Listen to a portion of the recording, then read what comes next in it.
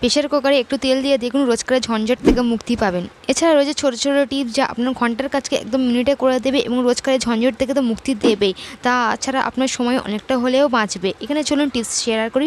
প্রথম টিপস হচ্ছে এই ধরনের যে খালি শ্যাম্পুর প্যাকেটগুলো হয় না, শ্যাম্পু ইউজ করে দেওয়ার পর নিচেই একটু লেগে থাকে বা একটু রয়ে যায় না, যারা বাচ্চাদের ক্ষেত্রে বা বড়োদের ক্ষেত্রে যাদের অল্প চুল তাদের ক্ষেত্রে একটু শ্যাম্পু দিয়েই শ্যাম্পু করা হয়ে যায়, তো বাকিটা শ্যাম্পু শেষেতে রয়ে যায়। তো এইভাবে আমরা যদি রেখে দিই বাথরুমেতে বা কোনো জায়গায়, তো কেউ চুঁয়ে চুঁয়ে শ্যাম্পুটা পুরো পড়ে যায়, তাই তো এতে করে আমাদের শ্যাম্পুটা একদম বরবাদ হয়ে গেল।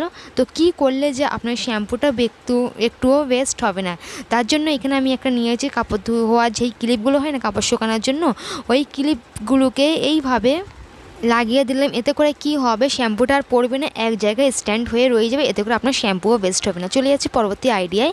আমরা যখন রুটি বানানোর জন্য আমরা তো আটা মাখি, তাই না? তো অনেক সময় কি হয়, যখন রাত্রে রুটি করি জন্য আটা মাখি, তো অনেকটা লেচি রেখে দিই যাতে সকালে আমরা রুটি করতে পারি।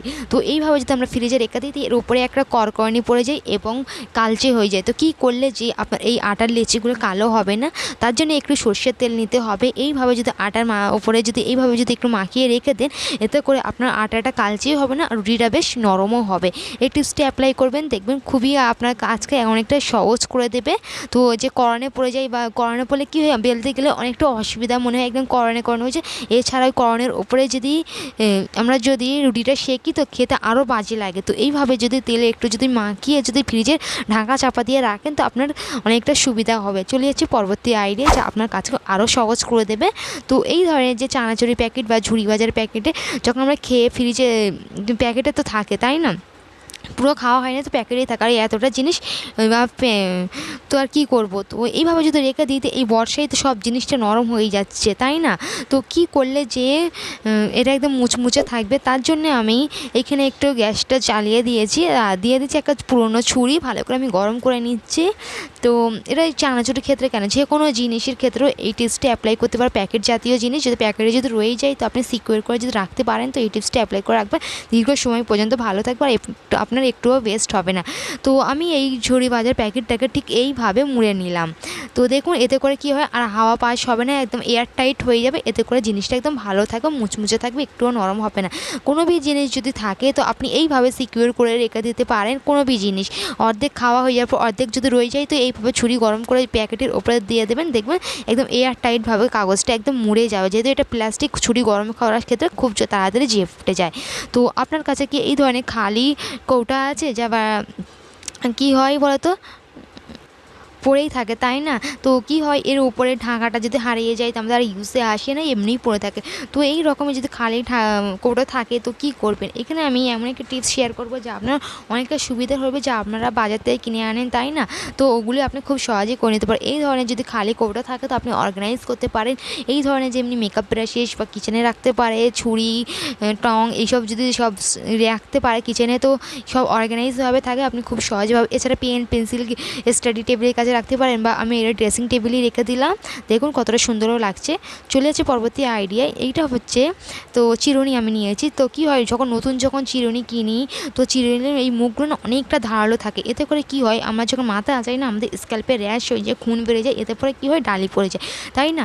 তো কি করলে যে আপনার নতুন চিরুনি হলেও আপনার আর স্ক্যাল্পে ঘষা লাগবে না, র্যাশও হবে না। তো সেই টিপসটি আপনাদের শেয়ার করব। আর এছাড়া চিরুনি যখন পুরাতন হয়ে যায়, তখন এই সমস্যাটা দেখা যায়। এই টিপসটি অ্যাপ্লাই করবেন যখন নতুনের বেলায় কিনবেন, এবং পুরনো হয়ে যাওয়ার টাইমে এই টিপসটি অ্যাপ্লাই করবেন, দেখবেন আপনার কোনো কষ্ট হবে না। তার জন্য আমি এখানে নিয়েছি নেল পলিশ দিয়ে এইভাবে জাস্ট একটা লাগিয়ে নেব। এতে করে কি হবে, চিরুনি সেই মুখগুলো থাকে না, দাঁতগুলো, এগুলো ধারালো থাকে, তো সেইটা একটা লেয়ার পড়ে যাবে, ওইটা একটু হলে সমান হয়ে যাবে। নেল পলিশের একটা লেয়ার পড়ে যাওয়ার কারণে সেই ধারালো ভাবটা চলে যাবে। নেল পলিশটা তবে শুকিয়ে যাওয়ার পর আপনি যখন মাথায় আঁচড়ে দেখবেন আপনারা চুলের মাথায় র্যাশও হবে না, স্ক্যাল্পও চিরেও যাবে না। টিপসটা অ্যাপ্লাই করবো, অনেকটা কাজে আসবে। ভালো লাগলে আইডিয়াটি লাইক করবেন। তো চলে যাচ্ছে পরবর্তী আইডিয়া। এই ধরনের ব্যাগ যখন আমরা বেড়াতে যাই বা কোথাও যাই, তো নিয়েই যাই, তাই না? তো এর মধ্যে জিনিসপত্র কাপড় চোপড় থাকে, এছাড়া আমরা পানির বোতলও নিয়ে থাকি। তো পানির বোতলটা যদি এইভাবে যদি নিয়ে নিই তো কী হয়, তলায় পড়ে যাবে, আপনার জিনিস ওপরে তো চাপা পড়ে যাবে। তো আপনার যদি পানির যে তেষ্টা পায় তো আপনি কীভাবে নেবেন? তো তাই আপনি যদি এইভাবে সাইডে রাখেন তাতেও দেখবে পানির বোতলটা পড়ে যাবে। তো আমি আজকে এমন একটা টিপস শেয়ার করবো যা আপনার অনেকের কাজকে সহজ করে দেবে, আপনার অসুবিধাও হবে না।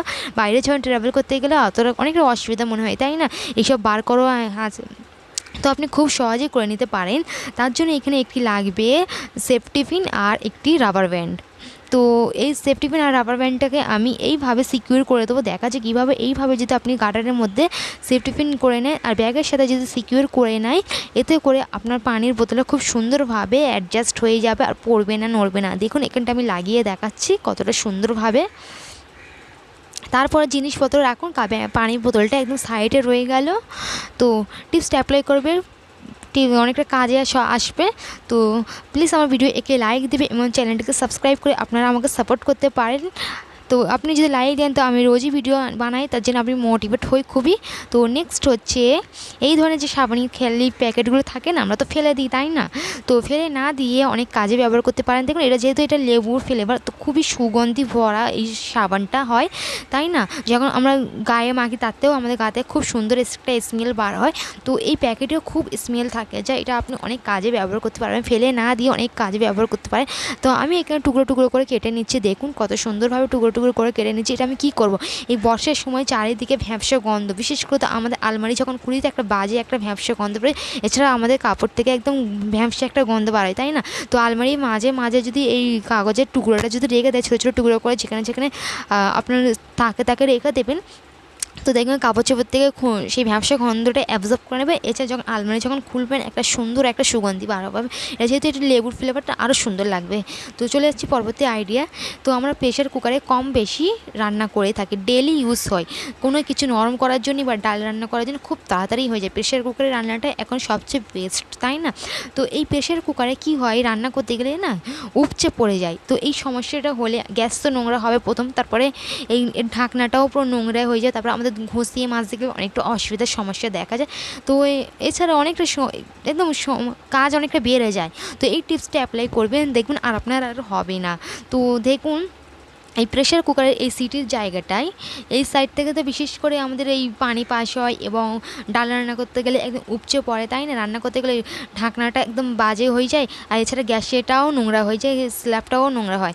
তো কী করবেন, এখানে সামান্য জাস্ট আঙুলে করে টাচ করে সর্ষের তেল এইভাবে সিটির কাজটাই এইভাবে একটু ঘষা লাগিয়ে দেবেন, দেখবেন এতে করে আর আপনার এই সমস্যাটা দেখা যাবে না। টিপসটা অ্যাপ্লাই করবে, রোজকার কাজের অনেকটাই ভালো কাজে আসবে। তো দেখুন আমি গার্ডারের এই সাইডে যেই সব মেন জায়গা থেকে আসে, গার্ডার ঢিলা হলেও পানি পাস হয়, তাই না? পানি বার হয়ে গেলে আর সিটিটা হয় না। তো এইভাবে যদি আপনি যেখানে যেখানে আপনার সমস্যা দেখা যায় ওই সব জায়গায় মেন জায়গায় ঢাকনার ওই জায়গায় আপনি একটু যদি সর্ষের তেল যদি লাগিয়ে দেন তো এই সমস্যাটা দেখা যাবে না। তো আশা করি আজকের আমার টিপসগুলি একটু হলে ভালো লেগেছে, আপনাদের হয়তো দৈনিক জীবনে একটু হলে কাজে আসবে। প্লিজ আমার ভিডিও একটু লাইক দিয়ে আমার চ্যানেলটিকে সাবস্ক্রাইব করে দেবেন। আজকের পর্যন্ত এত দূরে এতক্ষণ সঙ্গে থাকার জন্য আপনাদের অসংখ্য ধন্যবাদ।